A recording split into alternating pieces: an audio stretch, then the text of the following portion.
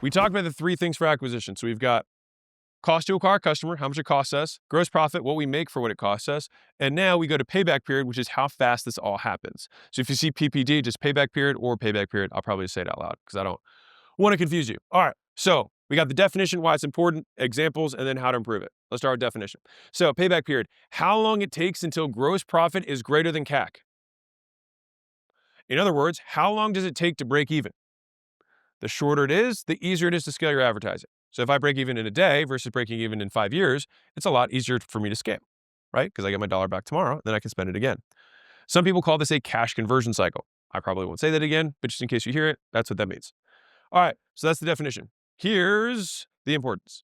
All right, so problem number one, businesses take too long to break even on getting new customers. And so they have to manage cash flow by making a marketing budget. I think this is silly. We solve that problem. Problem number two is that businesses feel guilty making multiple offers in a row because they think that they bother people. They are wrong. The people who feel this way are poorer than they should be. And that's exactly how buyers buy, by the way, is that there's short windows of time that they go super hyper buying cycle and then they go dormant again. And so if you do not take advantage of this hyper buying cycle when someone makes a new decision or starts a new lifestyle or creates a new identity for themselves, you will miss out and another business who is intelligent, who makes more money than you, will profit. So here's a story you probably haven't heard from me. So friend of mine, business owner, decides to lose weight and remembers that they like riding bikes and goes online to buy a bike. All right. Now, this is what happens after she immediately buys a bike. She enters a hyperactive buying mode. She then buys a helmet, she buys shoes, she buys pants, she buys gloves, she buys water bottles, she signs up for a race. You get the idea, all within a day or two. Now, if you were that first bike shop owner and you were like, well, I don't want to offer a helmet, I don't want to offer shoes, I don't want to offer gloves, I don't want to seem pushy. She wants to buy them. She signed up for a race. She's going to buy them. It's just whether she's going to buy them from you or the guy down the street. And there's a very big difference between hard selling and letting a customer know the offers you have available. You're making offers available to them. And think about it this way. If someone has a problem and you have the ability to solve it, it's my opinion that ethically you should let them know you can solve it and what it would cost them for you to do it for them. You make them aware. If they say no, no problem, fine.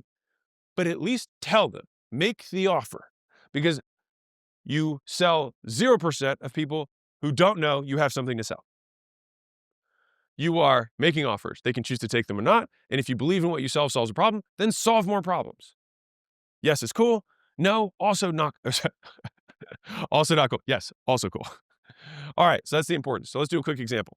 So payback periods. So if it costs you $160 to acquire a customer, CAC, and you sell a widget for $100 a month, that costs you $20, gross profit, so $80. What's your payback period?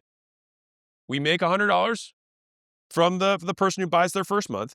Our gross profit's 80 because we have to have $20 that are off for cost of goods. So that means that I spent 160, but I made 100 back, but I had another cost of 20 for my cost of goods, so I have $80 left over.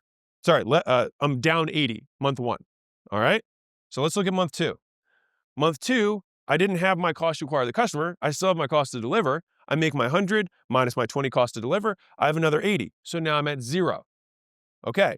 So month two is my break even month. So what's my payback period? 2 months. Also, to be really clear here, if it costs you $160 to acquire a customer, some people are like, it takes me 1.5 months to break even here because they see $100 in revenue. They say, oh, it's 1.5 months. You have to take out your cost of goods in the payback period. If it costs me $9 in meals and I sell $10 for the meal, I make $1. I can't say, oh, they paid me $20. It cost me 20. I break even in 2 months. You have to do it off gross profit. All right. So here's how to improve it. You can make them more, better, or new offers. And here's the key part, in the first 30 days. And the key part is to do it at the right moment. The reason that somebody will not take an upsell from you is because you did it the wrong way or at the wrong time or you described it poorly or they're the wrong person, right? And so let me give you this supplement sale example. This is just a zone in on timing, presenting it at the right time. So I say this because some of you might have an amazing upsell offer. You're just presenting it not when the problem exists, all right, or creates itself. So I try to sell supplements after people bought services from me and it didn't work. Now, I could give you a whole bunch of theories around that. Someone comes in saying they want to lose weight, and I say, awesome, let's get you signed up. And then right then, after they signed up, I say, oh, by the way, buy these supplements. And you might think, wait, isn't that a hyper buying cycle? It's my belief that the person scratched their itch of weight loss the moment I sold them the service package. And now I'm like trying to reopen a closed wound, kind of. It's like, wait, I thought I just solved that problem, right? So what I figured out was I would say, hey, come in for a nutrition orientation. And then 48 hours later, they come in for nutrition orientations. And then I would walk through their food.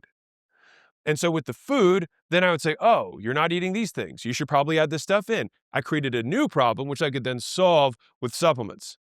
And so the thing is that you want to be able to offer it at the right time. You sell at the point of greatest deprivation, not at the point of greatest satisfaction. Or really, like, advanced people know what I just said. Beginners, please hear that again. You sell at the point of greatest deprivation, at the point of greatest pain, not at the point of greatest satisfaction. If I just had a big steak dinner, and then you say, do you want another steak? You might have amazing steak. I don't need any more steak. I'm satisfied. And a lot of you guys are trying to make your upsell offer after I already ate a steak. Now, I might have a dessert stomach that's open, but my steak stomach is full. So we create deprivation. We make offers at the moment of deprivation. If somebody's really thirsty in the desert, after you give them the cup of water, they don't want the second cup as much as they wanted the first one. So the timing matters. So these are the times that I think through when I tend to incorporate upsells. And this is important for decreasing payback period. So one is right immediately after the first sale. Sometimes this works great. So to be clear, if I'm selling, if I solved one problem that then naturally creates the next problem, immediately upselling works. If you have to create another kind of problem in someone's head or guide them through awareness, then that's where you have what I call the next step. So the version I just gave you with the orientation, the nutrition orientation, that's like, great, that's the next step in the process. So this is usually a 24, 48, 72-hour difference between first sale and next step. The next time period where I think about selling a customer or upselling is after they have a big win. This is a milestone. Someone says, they have some big success. Now you're like, wait, I thought you said that you sell at the point of greatest deprivation. Yes. So if they have a big success, then it means we fully solved one problem, which typically means a fully formed new problem also opens. So great, you got to $10,000 a month. You probably have all these tax problems now. And you probably need employees to help you take all this time because now that you're working all the time and you're making this money, you probably don't have time. You have money, but not time. So let me solve the next problem for you, right? And so there's always, if you're a good entrepreneur, you're always solving problems. And fully solved problems always create more problems.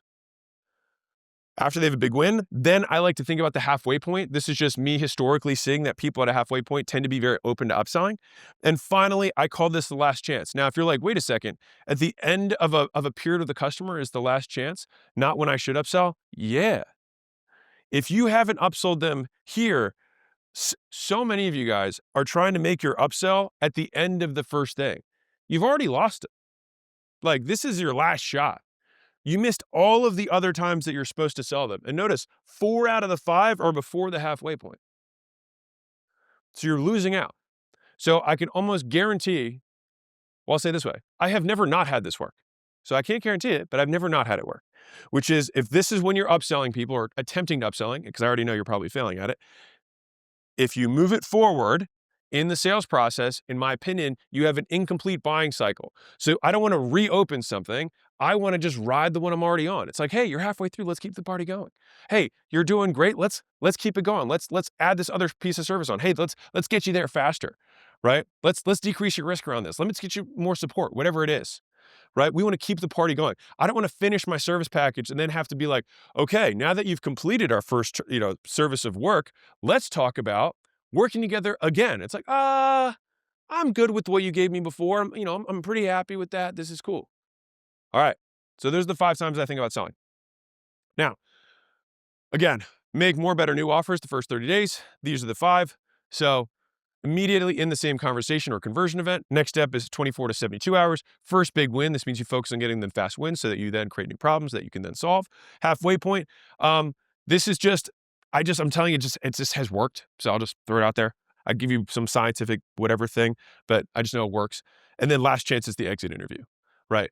And this is only useful for payback periods if it's within the first 30 days. But pretty much all of these ones apply most of the times within the first 30 days of the customer coming in. These are some easy ways to do this. You can have somebody pay first and last month today, or you can add an initiation fee, an onboarding fee, or an enrollment fee, or an activation fee, or make up whatever fee you want. You too can have this power. You just you just add that on. So if I wanted to improve that one I had earlier, if I didn't want to wait 2 months, I would say, great, we pay first and last. That's how we've always done it. And then I could offset. Now notice the fee is all gross profit. So now I'm actually up 80 on my first transaction. And now I've got half the cost to get a new customer already back in my pocket before I even have the next payment 30 days later.